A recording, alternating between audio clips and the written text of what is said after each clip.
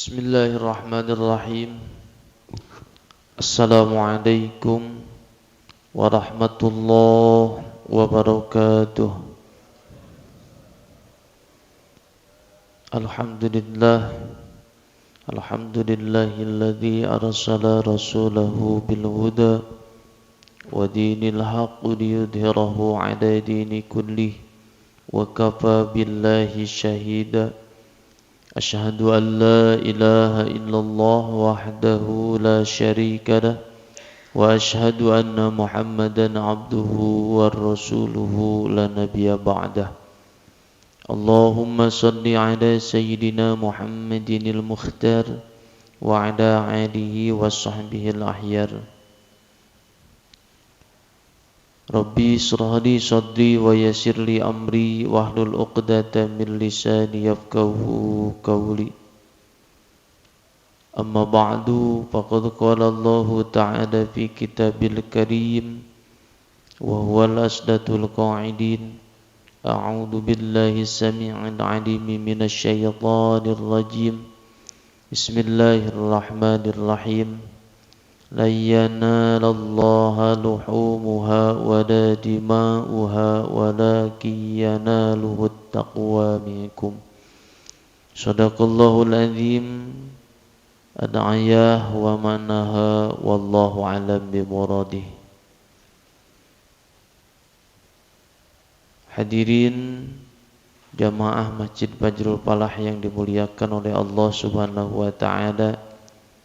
Pertama-tama mari sama-sama kita panjatkan puja, puji beserta syukur kehadirat Allah Subhanahu wa taala, yang mana alhamdulillah atas qada dan tanjiji hadis awal dari Allah Subhanahu wa taala, kita semua masih dipercaya untuk hidup di alam dunia, bahkan merasakan kenikmatan yang telah Allah berikan kepada kita. Dari mulai nikmatnya iman, nikmatnya Islam, nikmatnya sehat walafiat, semata-mata ini adalah karunia Allah yang layak, pantas dan patut untuk kita syukuri.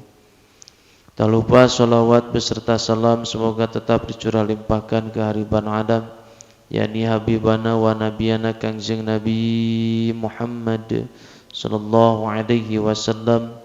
Tak lupa kepada keluarganya, sahabatnya, tabi'in, atba'u tabi'at. Semoga sampai kepada kita selaku umatnya yang paling pokok dan paling utama, mendapatkan rahmat dan syafaat darinya. Amin ya Allah ya Rabbal alamin. Hadirin jamaah kaum muslimin rahimakumullah. Alhamdulillah bi alfi alhamdulillah tahadus bi nikmah saja syukur kehadirat Allah Subhanahu wa taala. Pada Ahad tanggal 28, yang mana kita semua masih diberikan kepercayaan umur panjang sampai saat ini, artinya Allah sayang kepada kita. Jikalau kita punya rasa bersalah kepada Allah, maka segeralah kita perbaiki. Jikalau kita merasa sudah beribadah kepada Allah, mari sama-sama kita tingkatkan ibadah kita. Yang mana ibadah tanpa karena Allah maka hasilnya percuma. Ibadah disandarkan kepada makhluk, sehebat apapun sujud kita, sehebat apapun tahiyatul awal akhir kita, sehebat apapun takbiratul ihram kita, sehebat apapun puasa, sedekah, berbuat baik kepada yang lain, kalau seandainya itu semua tanpa dasar ikhlas karena Allah, maka mohon maaf, di akhirat nanti ketika Allah memanggil si fulan bin fulan, yang mana ini fulan bin fulan amaliyahnya sedikit, tapi Allah panggil jadi sebabiah masuk surga. Tapi ada orang yang ketika hidup di alam dunianya banyak amalnya luar biasa, tapi sama Allah tidak dipanggil-panggil, lalu dia berteriak kepada Allah, wahai Rabb, kenapa kau tidak memanggilku, padahal semenjak selagi aku hidup di alam dunia dulu, aku ini dikenal ahli tahajud, ahli duha, ahli sholat witir, ahli sedekah, ahli ibadah kepada Engkau ya Rabb, tapi kenapa Kau tak memanggil diriku dengan menyebut amaliyahku semasa aku hidup di alam dunia? Lalu apa Allah menjawab kepada orang tersebut? Engkau ketika hidup di alam dunia amaliyahmu banyak, sholatmu banyak, sedekahmu baik, tapi sesungguhnya itu bukan karenaku, kata Allah, tapi karena makhlukku. Oleh karena itu carilah makhluk yang bisa memberikan pahala dan mengampuni dosa. Akhirnya orang tersebut yang mana amaliyahnya banyak karena niatnya bukan karena Allah, karena ingin dilihat pintar, ingin dilihat orang ahli ibadah, ingin dilihat orang ini adalah ahli sedekah, ingin disebut orang ini adalah orang yang baik, sehingga itu semuanya tidak akan ada nilainya di hadapan Allah Subhanahu wa ta'ala. Karena sesungguhnya semakin hebat ilmu seseorang itu bukan semakin dia ingin dipandang orang, ingin disebut orang, oh dia orang pintar, ingin disebut dia itu banyak ilmunya, semakin merendah orang itu pasti semakin kayak ilmu padi semakin merunduk. Kenapa? Karena dia ibadah kepada Allah, ingin karena Allah, ingin dilihat oleh Allah, ingin diberikan pahala oleh Allah, bukan arah-arah ingin dipuji oleh manusia, seolah-olah dialah orang yang hebat, seolah-olah dialah orang yang pintar, seolah-olah dialah orang yang paling ngerti agama, padahal sesungguhnya orang seperti itulah yang bodoh dalam agama, Pak. Kenapa? Pernah berkata guru saya ketika saya mau berangkat ke sini, Van, kata guru, jikalau kita merasa punya ilmu, tolong ilmuin lagi. Kita punya ilmu, ilmuin lagi. Artinya apa? Setelah punya ilmu, ada ilmu yang lebih baik. Apa? Yaitu ilmu adab. Jikalau ada orang yang salah, tidak harus depan umum. Tidak harus kita menyalahkan dia. Kita berprinsip harus positif dulu. Barangkali kesalahan dia itu berdasarkan dengan lupa. Dengan apa? Bukan dengan kesalahan ketidaktahuan. Salahnya orang itu, kesalahan orang tersebut bisa disebut banyak salahnya kalau lebih dari 3 kali. Kalau sekali salah mah jangan ditegur dulu, Pak.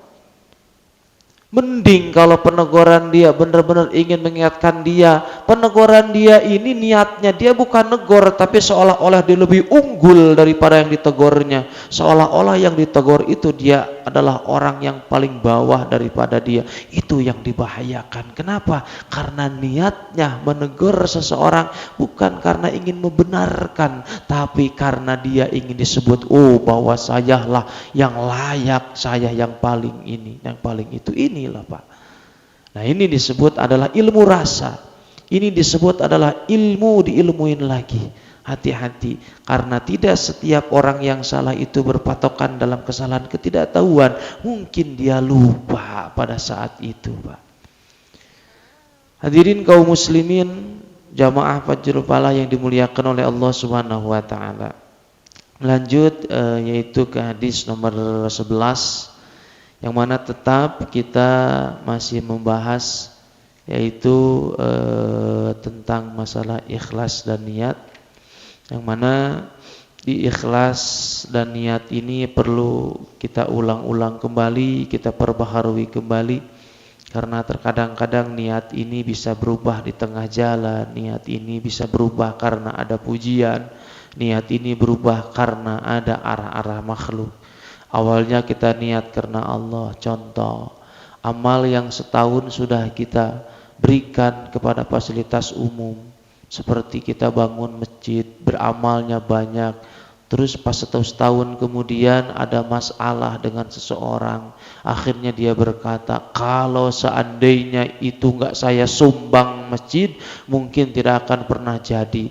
Itu dikatakan amal yang belum sampai kepada Allah Subhanahu wa taala. Kalau seandainya amal masih kita sebut-sebut, masih kita bangga-banggakan. Kenapa? Karena amal itu setelah kita memberi tidak pernah akan diingat-ingat kembali. Walaupun apapun itu yang terjadi, tetap amal yang ikhlas itu tak pernah kita ingat-ingat kembali. Apalagi sampai disebutkan kepada tetangga, disebutkan kepada teman, saudara, seolah-olah kita ahli sedekah. Tuh masjid anu, yatim piatu anu disebutkan. Itu sesungguhnya amal yang belum sampai kepada Allah. Kenapa? Karena kita belum ikhlas dalam beramal.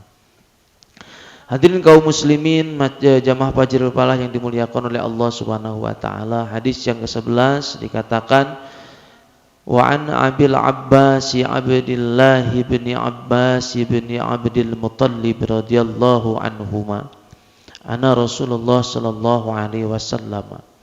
Dari Abul Abbas Abdullah bin Abbas bin Abdul Muttalib radhiyallahu anhuma, dari Rasulullah sallallahu alaihi wasallam, Rasulullah sallallahu alaihi wasallam bersabda, fi ma yarwi an rabbih tabaraka wa taala, di mana beliau menceritakan yaitu tentang apa yang diterimanya dari Tuhan yang Maha Pemberkah lagi Maha Luhur. Apa? Yaitu tabaraka wa taala qala innallaha, qala Rasulullah SAW bersabda, innallaha, sesungguhnya Allah, kataba hasanati wassayyiati, akan mencatat, menulis yaitu hasanati wassayyiati, pekerjaan. Katabal hasanati wassayyiati, sesungguhnya Allah Ta'ala mencatat kebaikan kita dan kejahatan kita. Terus tsumma bayyana dzalika, kemudian dijelaskannya semua itu apa? Faman hamma bihasanatin falam ya'malha katabahallahu tabaraka wa ta'ala. Barang siapa orang yang berbuat satu kebaikan, niat satu kebaikan, falam ya'malha, terus dia tidak keburu untuk mengerjakannya, baru niat saja Pak, baru niat saja, belum sempat melakukannya, baru niatnya saja. Kata Baha, maka Allah akan mencatat kepada orang yang hanya berniat saja. Apa? Allah tabaraka ta'ala, indahu hasanatan kamilatan, satu kebaikan. Ini pekerjaannya pekerjaan sunnah. Jikalau kita ingin berbuat kebaikan, contoh saya mau sholat berjamaah, itu sunnah muakkad Pak. Hati-hati, hukumnya sunnah muakkad. Ini sunnah muakkad. Artinya kalau sunnah muakkad itu jikalau ada sesuatu yang lebih penting atau mengancam kepada diri kita, boleh, silahkan, diperbolehkan tidak mengikuti berjamaah. Sholat sunnah atau sholat berjamaah hukumnya sunnah muakkad, termasuk shofnya lurus dan rapatkan shaf itu termasuk sunnah. Awas Pak, hati-hati, tidak membatalkan sholat jikalau shaf juga tidak rapat. Apalagi kondisinya sedang ada pandemi seperti ini. Jadi kalau mau berbicara hukum, tolong lihat dulu hukumnya. Jangan sampai kita memonis, wah jajaran sholat berjarak dan memasker tidak sah. Wah, itu dia cuma dapat satu dalil doang. Hati-hati. Dalilnya yang didalilin dalil sunnah, bukan dalil wajib. Sholatnya yang wajib berjamaah hukumnya sunnah muakkad. Itu hati-hati Pak ya. Nah, ini jikalau kita berniat sholat sunnah, terus kita tidak sempat untuk melakukan dikarenakan ada hal yang lebih penting. Contoh, kita mau berjamaah, pas mau berangkat tiba-tiba ada tamu. Tiba-tiba datang tamu, maka hati-hati Pak. Sholat berjamaah hukumnya sunnah muakkad, menghargai tamu hukumnya wajib. Berarti apa? Bukan meninggalkan sholatnya, tidak berjamaahnya, maka kita terhalang karena ada tamu dadakan. Kata Rasul di sini disebutkan Allah akan mencatat satu kebaikan. Kenapa? Karena kita niat ingin melakukan sholat berjamaah karena ada terhalang hal yang lebih wajib. Atau begini, kita niat mau sholat berjamaah, tiba-tiba badan menggigil, panas, sakit. Nah, itulah orang yang akan dicatat oleh Allah satu kebaikan walaupun tidak melaksanakan. Ada lagi seperti orang yang memberikan nasihat.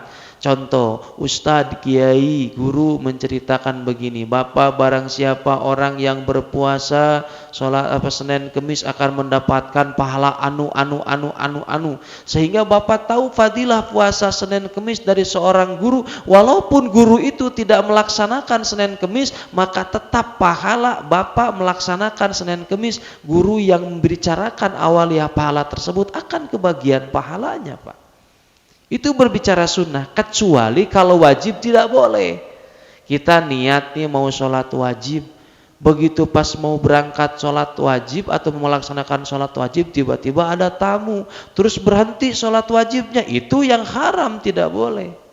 Yang dimaksud dengan di sini kita melakukan niat satu kebaikan, dimaksud kebaikannya adalah kebaikan sunnah. Jangan salah tafsir hadisnya, Pak.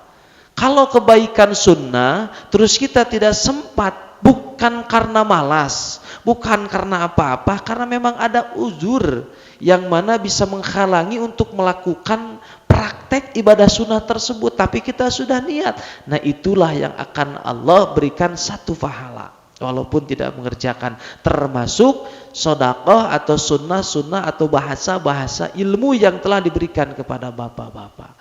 Kita belum tahu ilmu tata cara wudhunya seperti apa, atau belum tahu melakukan sholat sunnah, tahajud dan duha, di mana caranya, kapan waktunya, apa doanya, sehingga kita bertanya kepada seorang guru, seorang ustadz, diberitahukanlah tata cara sholat tahajud, waktunya, doanya diberikan tahu. Terus semenjak kita tahu, akhirnya melakukan sholat tahajud tersebut, ternyata ustadznya, gurunya tidak melakukan. Tetap si guru ini yang telah memberikan tadi tata cara tahajudnya, tata waktunya dan doanya akan mendapatkan satu kebaikan karena memberikan tata cara ibadah kepada siapa? Jamaahnya. Itu, Pak.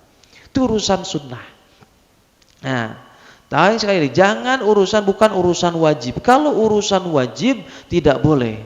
Ya, urusan wajib tetap niat harus dilakukan, itu adalah urusan wajib, apalagi sholat.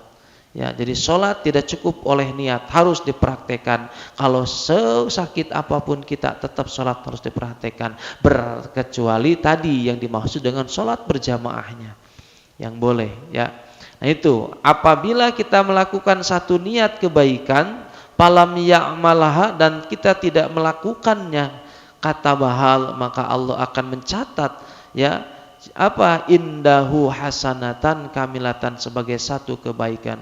Wa in humma biha, dan apabila dari kita fa'amlaha, melaksanakan, jadi ia niat, ia melaksanakan, kata Allah, maka akan Allah tulis buat orang tersebut. Siapa Allah? Gusti Allah. Indahu asro hasanatan, dari tadi satu kebaikan, niat terus melakukan, maka itu menjadi satu kebaikan, akan dibalas oleh Allah menjadi 10 kebaikan. Allahu Akbar, Pak.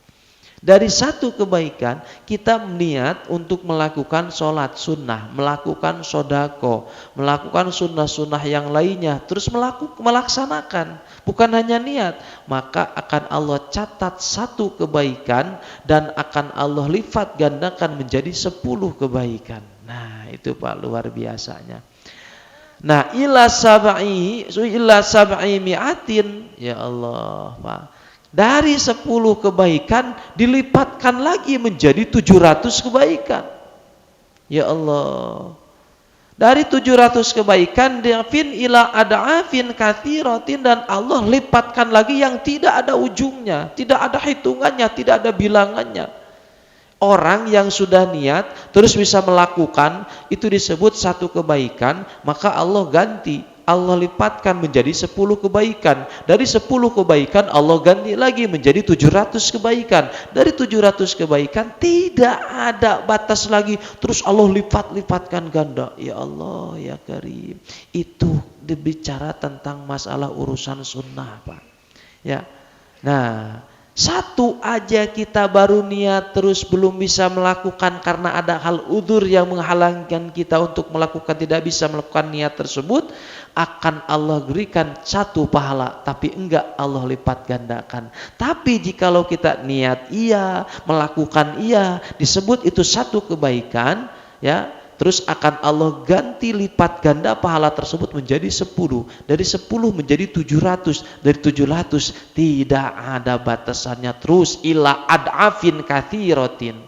Allah tidak akan ada ujungnya, Pak, kebaikan pahala kita. Allahu Akbar. Nah ini nih.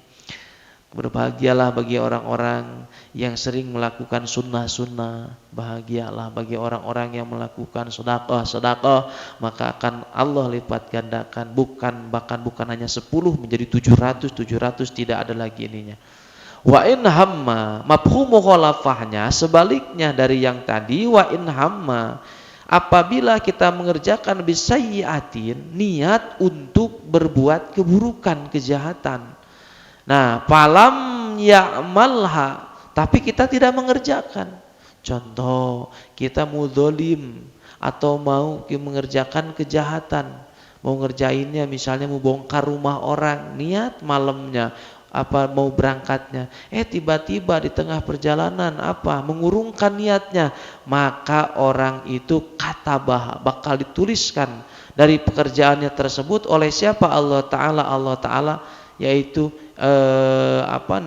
indahu hasanatan, disebut 1 kebaikan, Pak. Orang yang niat buruk, niat jahat, tapi tidak jadi mengerjakannya, Allah catat 1 kebaikan. Kenapa? Karena dari niat tersebut dia tidak melakukannya, walaupun niat keburukan. Tuh Pak, bedanya begitu. Kalau niat baik belum melakukan, Allah catat dari niatnya itu 1 kebaikan. Kalau niat buruk, ya, terus tidak melakukan, Allah catat lagi 1 kebaikan, buruknya tidak ditulis oleh Allah. Kurang gimana Rahman Rahimnya Allah. Makanya Pak, jangan sekali-kali menyifati sifat Allah dengan sifat tidak baik. Sifati Allah dengan sifat yang baik. Jangan menyifati Allah dengan Allah itu yang Allah itu yang menyiksa, Allah itu yang melaknat, Allah itu yang yang mengadab kaumnya. Itu salah. Kenapa? Sesungguhnya Allah tidak akan pernah mengadab, menyiksa, mendolim kepada kaumnya. Allah tidak akan menyiksa kepada hambanya, tapi Allah menyiapkan tempat siksa buat hambanya. Allah tidak akan memberikan pahala kepada hambanya, tapi Allah mempersiapkan tempat pahala untuk hambanya. Mana bahasanya? Siratal ladzina an'amta 'alaihim. Nah, kalau kita dengan bahasa siratal ladzina an'amta 'alaihim, jangan sampai ghairil maghdubi 'alaihim waladdallin. Kenapa? Ketika Allah siapkan tempat siksa, Allah siapkan tempat pahala, berarti kitalah yang memilih kemana adzallin itu. Makanya kenapa di dalam qada qadarnya Allah, khairihi wa syarrihi minallahi ta'ala, baik buruknya qada dari Allah, keputusan dari Allah. Cuman ketika ada kebaikan yang timbul kepada kita, itu sandarkan pamin Allah, biar kita menjadi orang yang bersyukur. Alhamdulillah ya Rabb, aku telah diberikan nikmat, aku telah diberikan makan, aku telah diberikan anu. Itu ketika diberikan kebaikan. Sebaliknya apabila kita diberikan keburukan, ya, diberikan ketidaksenangan dalam hati kita, maka kembalikanlah binafsik kepada diri kita. Kenapa? Biar timbul rasa kesabaran di dalam diri, Pak. Kenapa? Kalau ada keburukan timbul evaluasi diri. Kenapa seperti ini? Oh, ini kita yang salah. Kenapa? Karena tadi Allah telah mempersiapkan tempat pahala, Allah telah mempersiapkan tempat siksa. Kitalah yang memilih mau kemana. Jikalau kita membuat keburukan di dalam diri, berarti pilihan kita ghairil maghdubi 'alaihim waladdallin. Nah itu ya. Nah ini adalah apa? Jadi jikalau kita berbuat, mau niat untuk berbuat jahat, falam ya'malha, terus kita belum sempat mengerjakannya, Allah akan catat sebagai satu kebaikan. Karena apa? Dia tidak mengerjakannya. Wa in hamma biha fa'amilaha, dan apabila kita mengerjakannya, keburukan tersebut, udah niat terus mengerjakan, kata bahwa maka akan dicatat amal tersebut Allah Ta'ala sayyi'atan wahidatan, satu keburukan, Pak. Hebat, luar biasa Rahman Rahimnya Allah. Satu kebaikan Allah catat menjadi 10 kebaikan, dilipat gandakan menjadi 10, dari 10 menjadi 700, dari 700 tidak ada ujungnya. Tapi kalau berbicara tentang masalah keburukan, kita melakukan niatnya salah, pekerjaannya salah, tok cuman satu, Allah tuliskan keburukan kita, Pak.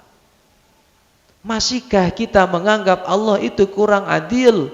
Masihkah menganggap Allah itu tidak ada? Masihkah menganggap Allah itu kurang bijaksana? Sedangkan tadi saja urusan kebaikan dan keburukan Allah udah perbedakan, Pak. Kalau hitungan adil secara hakimnya manusia yang ada di dunia ini mungkin tidak pernah adil. Kenapa? Kok kebaikan dilipat gandakan 1 menjadi 10, 10 menjadi 700, 700 tidak ada ujungnya, tapi keburukan cuma 1. Kesalahan ditulis aja cuma 1. Itulah Rahman Rahimnya Allah, Pak.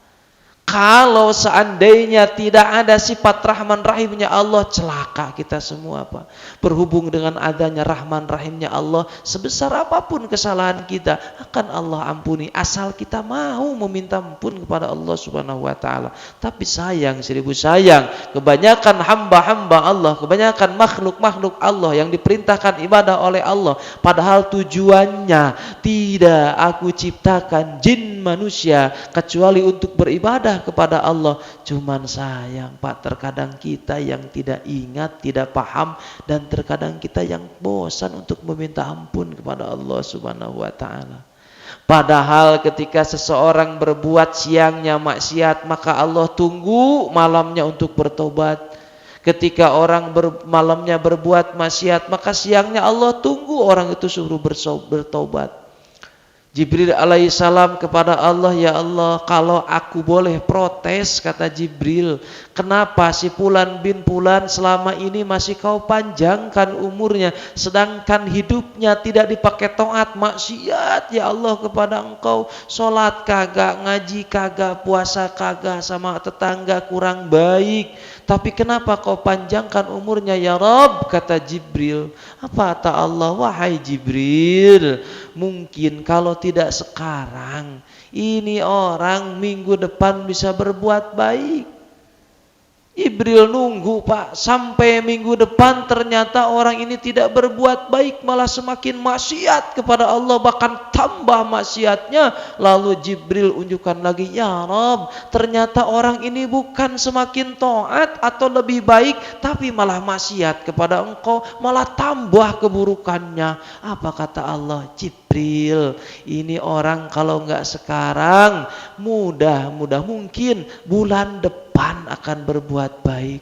Bulan depan juga sama, malah semakin buruk. Apa kata Allah? Tahun depan juga kagak. Tahun depannya lagi juga kagak. Sampai meninggalnya itu orang, Jibril pun bertanya, ya Rabb, itu orang sudah meninggal, tapi masih tetap ya Rabb tidak beriman kepada engkau. Dia tidak melakukan ibadah kepada engkau. Apa kata Allah? Dia kan punya turunan, Jibril. Barangkali dianya tidak beriman, ada anak cucunya bisa jadi orang yang beriman. Tuh, Pak, Rahman Rahimnya Allah, sebesar apapun kesalahan kita masih ditunggu kapan kita mau bertobatnya kepada Allah. Allah ajar Rahman Rahim, kok hambanya yang tidak Rahman Rahim, kok hambanya terkadang memonis dengan satu kesalahan itu udah menghakimi, wah dia begini.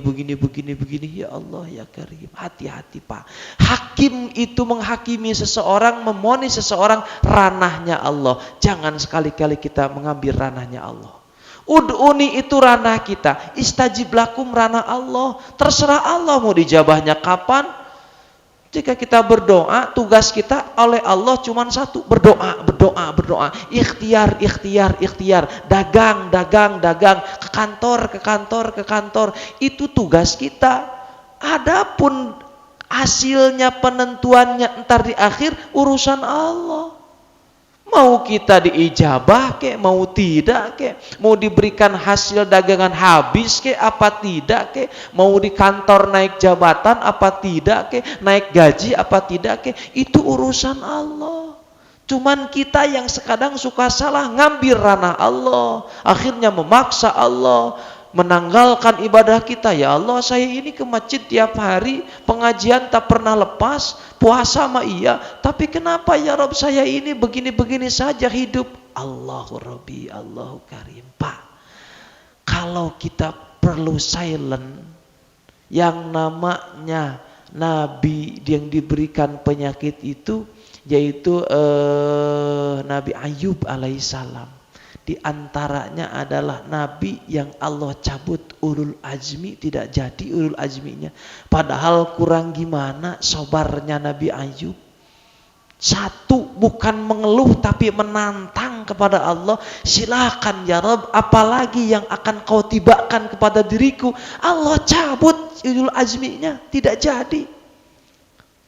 Menantang, apalagi yang mengeluh. Ini hanya menantang Nabi Ayub, artinya begini, bukan menantang karena memang disebut Ayub itu sabarnya luar biasa.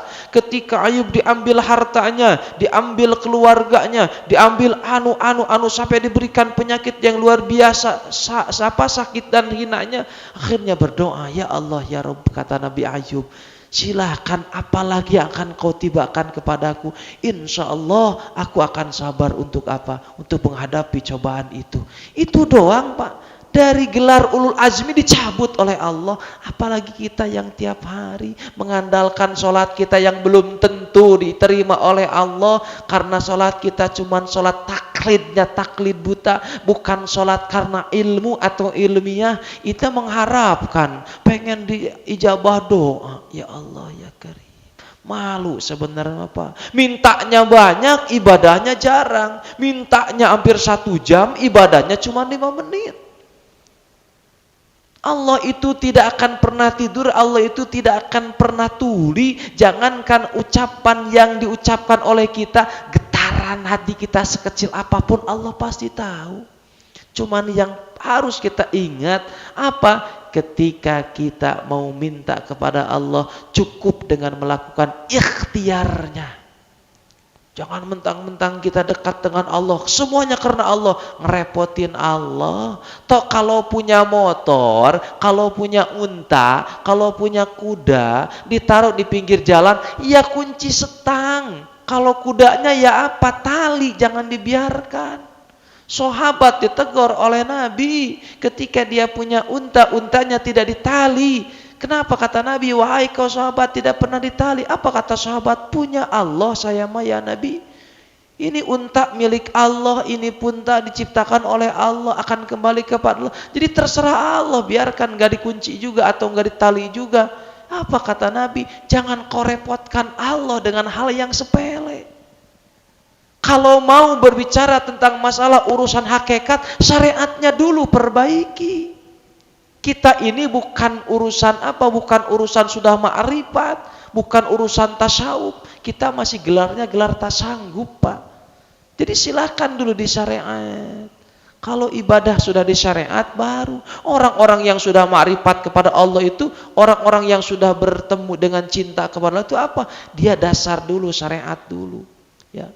Ini mau naik ke hakikat, sedangkan syariatnya juga tidak benar. Hati-hati Pak. Syariat dulu kita perbaiki. Sudah syariat baru kita apa? Sebaik-baiknya ma'rifat baik di syariat. Kalau kita tidak baik di syariat, maka jangan sampai ke ma'rifat. Ibaratkan tangga 1, 2, 3, 4 tangga. Tidak mungkin kita enggak naik ke 1, ke 2, ke 3 terus loncat ke 5. Enggak, tetap dari 1, 2, 3. Mending kalau naik paling untung kagak sampai. Ini yang paling bahaya kalau turun dari tangga paling atas terus turun, tidak tangga ke-5, tidak ke-4, ketiga, tidak ke-2, langsung loncat ke 1. Ya celaka Pak.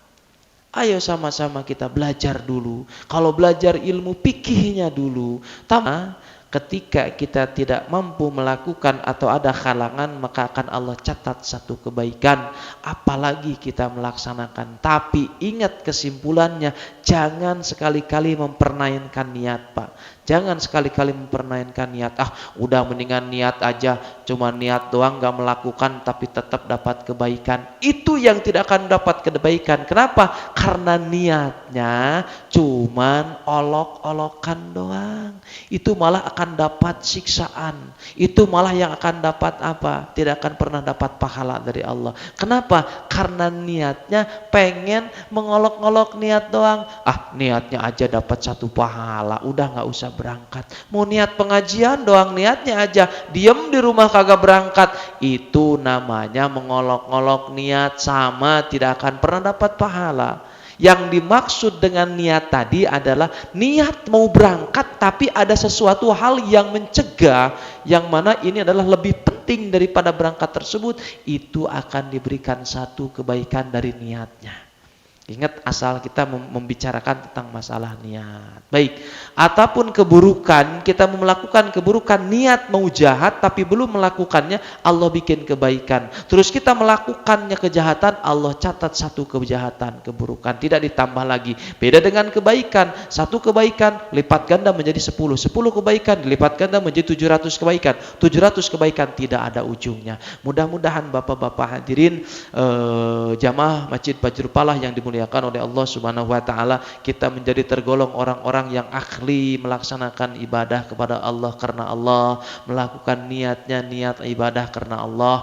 Mudah-mudahan kita ibadah selalu digampangkan, diberikan hidayah oleh Allah Subhanahu wa taala, semata-mata kita ikhlas karena Allah, semata-mata ibadah karena Allah. Mudah-mudahan sebabiah pengajian ini kita diturunkan taufik dan hidayah sehingga kita bisa lebih taat lagi kepada Allah Subhanahu wa taala. Mohon maaf apabila ada kesalahan, kesalahan makna, kesalahan murad, kesalahan maksud dan tujuan, kebodohan, kealfaan, yaitu kekhilapan saya pribadi. Apabila ada benarnya dari ayat-ayat Allah dan hadis Rasulullah sallallahu alaihi wasallam, mudah-mudahan bermanfaat, khususnya buat saya pribadi, umumnya buat bapak-bapak hadirin jamaah Masjid Bajrul Falah yang dimuliakan oleh Allah Subhanahu wa taala. Amin ya Allah ya rabbal alamin. Wallahu muwaffiq ila aqwamit thoriq. Assalamualaikum warahmatullahi wabarakatuh.